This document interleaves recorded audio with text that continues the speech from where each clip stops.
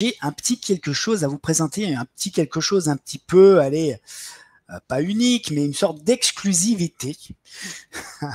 Une exclusivité qui vient d'arriver en France chez Bibi, d'accord? Alors, je vais vous le présenter comme ça.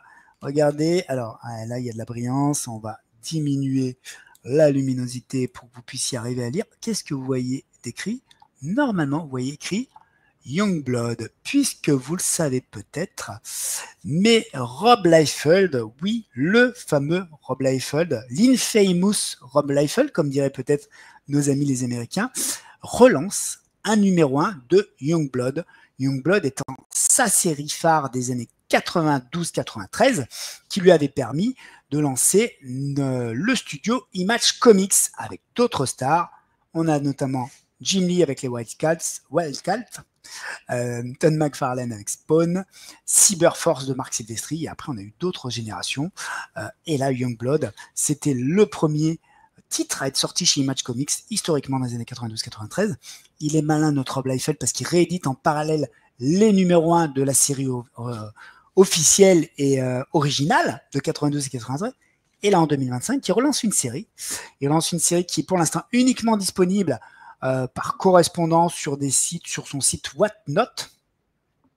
Et moi, j'ai reçu le mien. Ça y est, il est revenu des US directement des mains de Rob Liefeld avec la signature de l'auteur. Moi, j'ai réussi à avoir une version pas trop chère par rapport à ce qui est proposé. En fait, si vous n'arrivez pas à vous connecter quasiment le jour même, mais le jour même pour eux, c'est la nuit pour nous, hein, vous comprenez bien aux US, donc vous n'arrivez pas à avoir les exemplaires les moins chers, ou alors il faut attendre encore un peu, et ça c'est un peu dur pour nous quand on est fan d'attendre, de savoir s'il y aura d'autres exemplaires.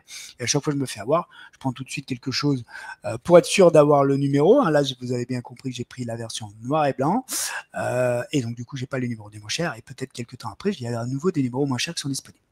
Tant pis. Tant pis ou tant mieux, parce que je l'ai reçu, ça y est. On voit bien qu'au scénario, au dessin et à l'ancrage, c'est un certain Rob Liefeld. Aux côtés des couleurs, et les couleurs, c'est un point fort à chaque fois des productions d'Image Comics. Déjà à l'époque, on en reparlait. Là, on a Juan Manuel Rodriguez, et on a des ancrages additionnels de Chance Wolf, et le lettrage et le design de Bruce Wooton. Et donc, on est reparti sur les aventures des Youngblood, les Youngblood. Qui dit Youngblood, qui dit Rob Liefeld, qui dit Image Comics, dit double splash page, je ne sais même plus dire, double page, d'accord? Et là, vous avez l'équipe qui revient dans ce numéro 1.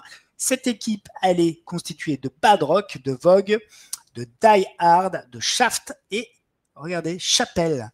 Alors, je ne suis pas un grand expert des bouquins Image Comics Youngblood. C'est pour ça que moi, j'ai aussi demandé à avoir les premiers épisodes qui sont édités. Et ben voilà, je suis toujours dans ma période Youngblood, vous l'avez compris. Mais j'avais cru comprendre que Chapelle était devenu un des grands vilains de l'univers à l'occasion d'un ou deux crossovers et qu'il était quasiment de l'ordre du roi des enfers à un moment. Et donc, on voit là, a priori, Chapelle.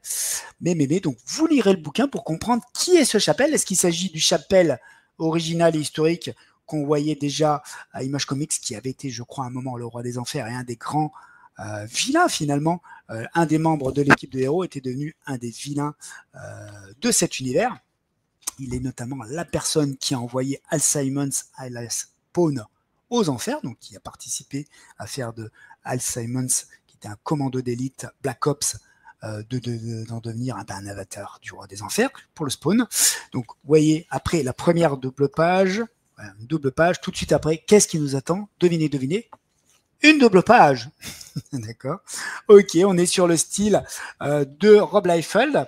Je trouve les personnages peut-être un peu rajeunis. Le Shaft que je vois là, moi, je le trouve un peu rajeuni par rapport au Shaft que j'avais en tête et dans les bouquins que j'avais vus précédemment. Ce soit aussi plutôt sur les autres pages, j'ai l'impression. Voilà, qu'il est un peu rajeuni. Il faudra que j'arrive à comprendre un petit peu si c'est un soft reboot ou si c'est vraiment la suite de ce qu'on avait déjà vu et de ce qui était paru en 92 et 93.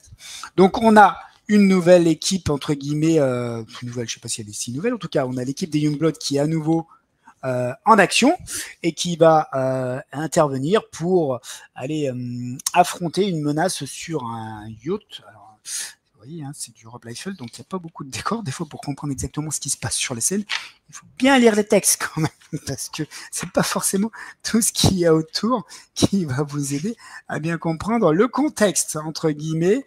Mais là, oui, apparemment, il y a des sortes de terroristes, de super terroristes, qui sont arrivés via un super yacht, le Mégalodon. Ok. Et donc, du coup, ils sont là pour enquêter sur cette apparition, puisqu'il y a une menace qui est liée à ce bouquin, à ce bateau. Et donc, du coup, ils vont y rencontrer et affronter un vilain. On y voit les évolutions de certains des personnages. Vous voyez, Die Hard.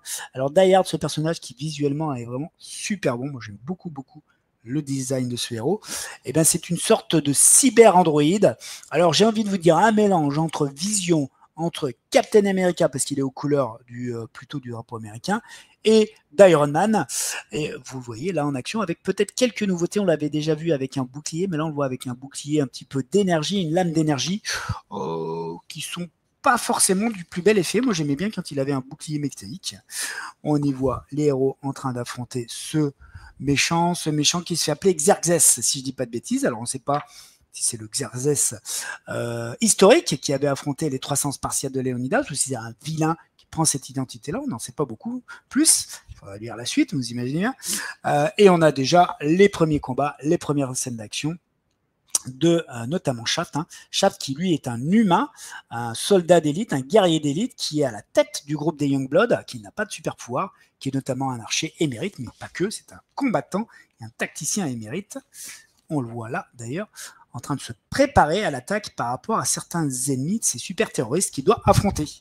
Ok, et donc du coup, on va suivre ce combat, on va voir des personnages qui vont apparaître, et puis finalement, on se rend compte que, allez, en parallèle, le Chapelle est en train d'aller chercher des informations dans ce fameux yacht, dans l'endroit où se situe cette action, et il semble tomber sur quelque chose d'assez mystérieux et énigmatique, donc il y a déjà une intrigue, allez, secrète sur finalement la cause et les origines peut-être qui font que ce fameux méchant Xerxes est en train de se présenter comme une menace mondiale, puisque d'autres héros que connaissent les Youngblood, ce personnage notamment, qui n'est pas nommé. Alors au début, j'ai cru que c'était Kirby le Prophète, et je suis allé voir sur les réseaux sociaux les fans de Rob Liefeld qui m'ont dit que c'était un autre personnage dont j'ai pas retenu le nom, mais qui est un ancien héros, et là qui se dit allié de Xerxes pour pouvoir sauver l'univers, sauver le futur plutôt, donc on ne sait pas trop ce que ça va donner, et il affronte d'autres héros qui sont les Youngblood,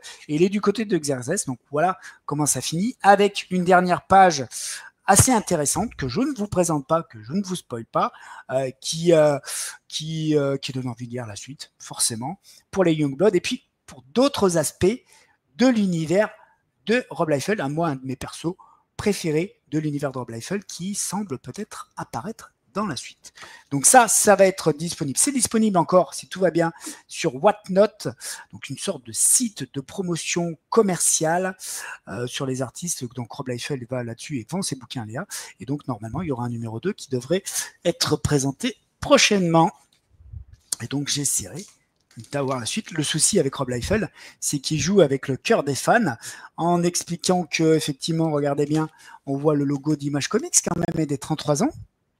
Donc il semble qu'au tout début, ce projet Youngblood était prévu pour sortir en album ou en comics classique dans les comic shops, comme ce qui est le cas pour les parutions Image Comics. Mais moi, je pense que le Rob Liefeld, qui maintenant fonctionne plutôt bien, arrive à faire de l'argent sur ses productions Whatnot, a dit « Ok, moi, dans un premier temps, je ne veux que le vendre en direct et en exclusivité. » Donc, je pense qu'il y a une sorte de première vague de vente et de lancement de ces nouveaux titres Youngblood uniquement aux fans en direct, et qu'à mon avis, en fin d'année ou un peu plus tard, on aura les comics plus classiques à des tarifs plutôt normaux chez Image Comics. Mais ça, il ne le dit pas, le père Rob Liefeld, pour que les fans, comme Bibi et tous les autres du monde entier, se ruent sur ces bouquins pour les payer à prix d'or et obtiennent leur dose de Youngblood et d'Image Comics. Je pense qu'il y a de ça dans l'air. Si je me trompe, eh ben, écoutez, je ferai pas bien Laurent, mauvaise langue, mais quand même, ça semble être parti pour ça. Alors,